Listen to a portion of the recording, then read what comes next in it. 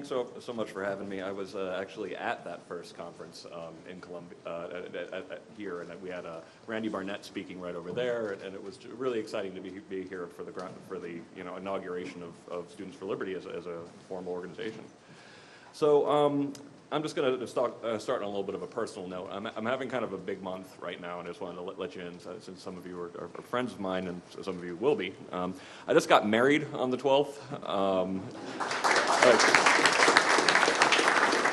I had a book come out on Tuesday called Unlearning Liberty, Campus Censorship and the End of American Debate, and I am leaving right after this for my high school, 20th high school reunion. I am here, however, to talk about the book, how free speech is curtailed on the modern American campus, and how I believe this harms us all, whether we are on campus or not. So why did I write it? I wrote Unlearning Liberty because I went to law school. I went to Stanford specifically to study First Amendment. It's been a passion of mine my entire life. I believe it's in part, I have a Russian father and a British mother, and I definitely came from that background realizing that the rule had to be that everybody got to say what they wanted to under those circumstances. The idea that the government could decide what you said, I'm like, so do you put my mom or my dad in charge? So in a generally pluralistic society, free speech should be the rule, and I think I've always believed that. And so I studied the history of First Amendment law. I took every class that Stanford offered. I even did 6 additional credits of my own design on the history of freedom of speech. And despite all of that, I was utterly unprepared for the kind of cases I would see on college campuses. Utterly unprepared. And I'm going to talk a little bit about this. And this is one of the main reasons why I wrote the book, because I feel like, to put it somewhat crudely, I feel like I've been banging my head against a wall. I've been writing for the Huffington Post since 2007. I've been writing articles about this my entire career. And I started getting people coming back to me saying, well, okay, sure, students get in trouble for almost anything, and sure, most campuses have speech codes, and sure, people don't talk to each other because they're afraid of getting in trouble. Sure, what's the big deal?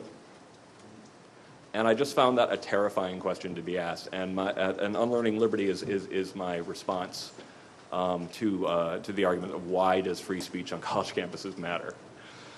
So to begin with what I'm talking about, the book opens with the example of Hayden Barnes. Hayden Barnes is an environmentalist student. He's a decorated EMT. We actually study the same kind of Buddhism. He's a believer in non-aggression, and he's an environmentalist.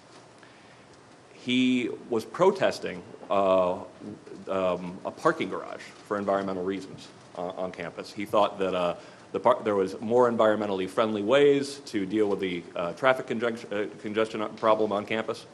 So he wrote an op-ed about it, and he wrote the Board of Regents about it, and this very much angered the university president, Ronald Zachary.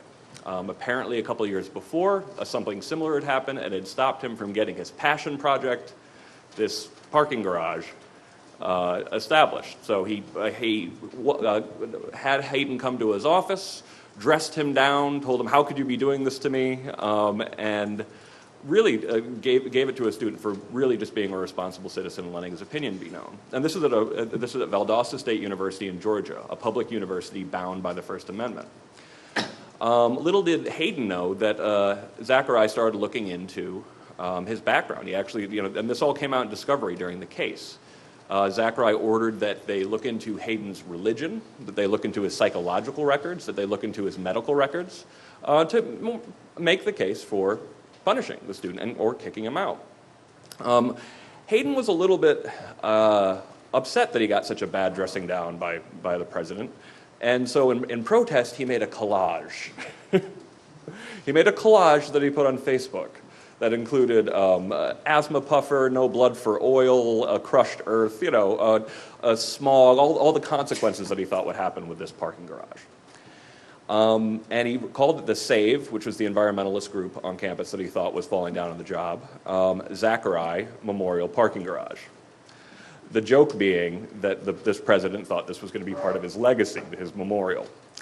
The university, which was, and as I said, Zachary was already looking for an excuse to kick Hayden out of school, and he seized on this. He slips a note, the university slips a note under Hayden Barnes' door, claiming that this proved that, with the collage attached to it, claiming that this proved that Hayden was now a clear and present danger to campus. Yeah, the collage stapled to the note. And if anybody really wants to take seriously that they thought this student was a threat, again, decorated EMT, believer in non-aggression, not a threat, but they didn't even believe he was a threat, because if you think someone's about to go postal, you don't slip a note under his door and tell him to be out in 48 hours. So that case opens the book, but at one level it's spectacular, and it's still going on in the courts, by the way. At another level, it's what I've gotten kind of used to at universities. I also talk at length in the book about a case at the University of Delaware. I really recommend you read it, because it's one of the most invasive programs I've ever seen. And the university, since it thought it was on the right side of history, on the right side of moral issues, they defend it to this day. And it included mandatory programs that you had to go to, where you would stand on one wall if you believed you had this opinion about Social Security, or you had this opinion about welfare, you had this opinion about affirmative action, and the other wall if you had the other opinion.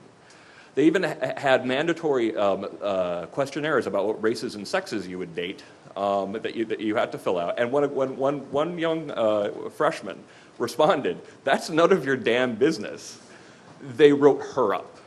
And I can't do that case justice. I spent about half a chapter on University of Delaware. But excitingly, another cool thing that happened this week is that I had my first article in the New York Times. That happened on Thursday.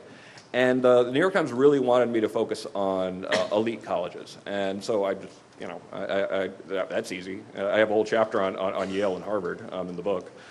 And but I mentioned one case in it, and I was actually, since I'm so used to these cases at this point, I was kind of surprised at how powerful the response was. This was a case, Harvard and Yale have the game.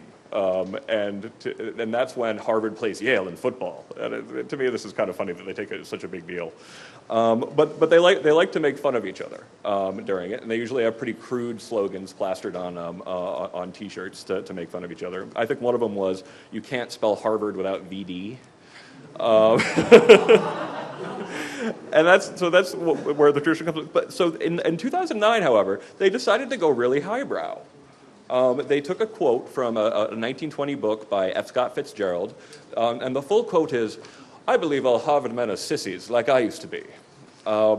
Very pretentious, like a lot of F. Scott Fitzgerald's characters, and this is him explaining about why I'm going to Princeton. And they put, "All Harvard men are sissies, F. Scott Fitzgerald, we agree."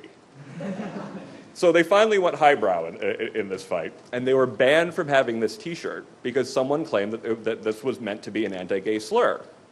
Now, that's not the derivation of where sissy comes from. That's not the way it was meant in the book. If it was, he would be saying, "Oh, all Harvard men are gay, like I used to be," which was not what F. Scott Fitzgerald was saying. But most of all, and help me out here. I'm not as young as I used to be, huh? But to my knowledge, anybody under the age of 50 who's using the word sissy is making an anachronistic joke. It's like calling someone a blackguard or a cad. I mean, if I call anybody I know who's calling someone a sissy, they're making fun of themselves. But they were nonetheless banned from actually having this on a T-shirt. At Yale, a private university, but that promises in its contractual promises to students that you should be allowed to mention the unmentionable and think the unthinkable and say the unsayable. It's really stirring free speech language. But an F. Scott Fitzgerald quote was a bridge too far. People really took notice of that in the New York Times piece. I was also pretty proud of the fact that I also had a piece at the same time. It was my first piece on Breitbart.com. I don't think a lot of people have a piece in the New York Times and Breitbart on the same day.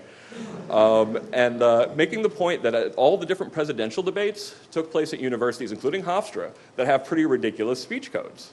And I had some fun pointing out that if you were to apply these to the presidential candidates by the plain language of these codes, they all could have gotten in trouble for them. And I actually made the argument that probably surprised some people that I really wish they enforced them against the candidates, because the reason why speech codes are able to survive is because they're sort of kept in a back drawer for when they're needed. If they really were applied across the board, they wouldn't last a day, because frankly, the way these things are so broadly worded, that everybody is